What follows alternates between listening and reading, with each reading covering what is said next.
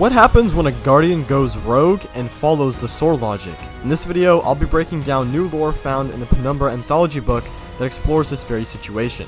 In this new anthology book is a lore tab called Charybdis. It's brand new and details the story of a titan becoming devoted to the sword logic. It reads as follows. It seemed so simple to me when I first heard it. The strongest survive. It's obvious. If it can be destroyed, it must be destroyed. And in that destruction, the victor becomes even stronger. Kind of like Guardians, honestly. All of us. It makes sense of how we grow. Take the Crucible. We sharpen our skills against each other in the arena. The less skilled become fodder, for a match point, for practice, for testing new ways of burning, or electrocuting, or spaghettifying. Those who reach the top climb stairs made of bodies. Sword logic seems simple, clean, beautiful. Scooped out of hive goop and guts, it shines like a searchlight, a bright beam cutting across the sky in perfect straight lines. But there's something more to it, some extra magic? The hive do magic, sure, runes and math and a sharp edge. What are the hive doing that we can't do? Or is it more about darkness than hive? Or is it both? I need to know, to be part of it. I decided the best place to start figuring out was by studying the hive. The way they live, the way they die. And no one looks at me twice for going after hive. Any good Guardian fights hive, right? I beat through thralls and acolytes with my burning mauls. It got routine. And one day, as typical as any other, I realized how easy it was. How these acolytes were barely worth the air they breathed if they were just going to break like simple bone. But then, something changed. I felt it. My mind reshaped into sword thinking. I began to practice it like I've lived it. And then I did live it. It was part of me, and I of it. You'll feel it too, if you follow that path.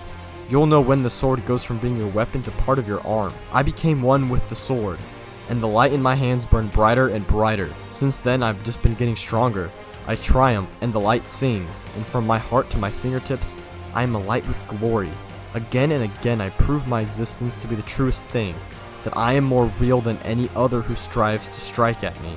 My sword, myself, is forged in light, and it is hungry. What else can I do with this sharpness I have cultivated so carefully? What else could we do? How strong could we become? We Guardians are worthy. I know I can yet become sharper. Hidden Agent Redacted. VIP 1290, departure from the city.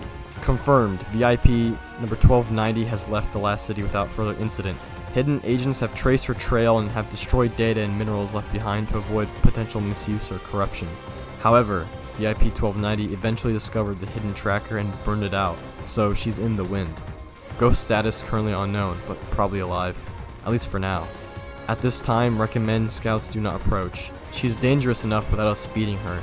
At least she's out there, not in here. So this lore entry details a titan leaving the city to follow the sword logic.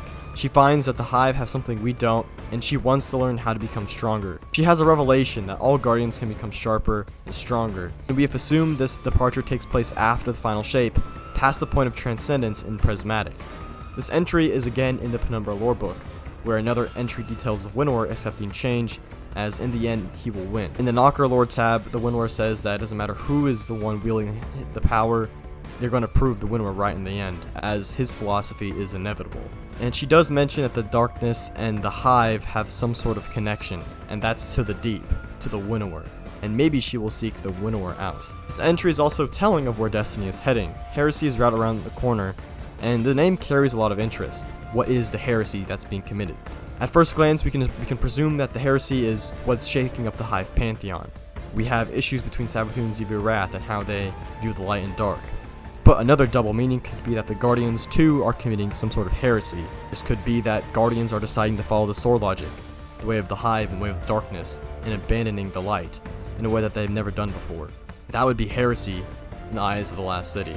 The entry name, Charybdis, also has some intriguing ties. A Charybdis is a sea monster in Greek mythology. It's a beast that lived under a small rock on one side of a channel, and opposite of her was Scylla, another monster. The idiom between Scylla and Charybdis derives from the story and means choosing between two dangerous situations. Charybdis also confronts Odysseus on his journey, outlined in the Odyssey. In Destiny, the Charybdis can be seen as a titan outlined in the lore tab. But the idiom also parallels to the situation of the hive.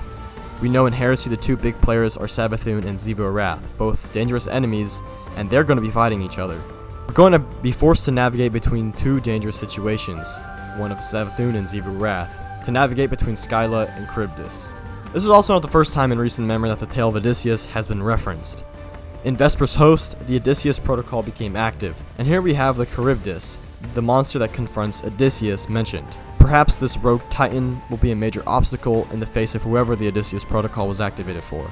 The VIP number 1290 also has some ties to Greek. Strong's Greek number 1290 translates to diaspora. It's a feminine noun. The word directly translates to diaspora in English, meaning scattering and dispersion. The Titan 1290 is leaving the city. This word is used to describe groups in a state of dispersion.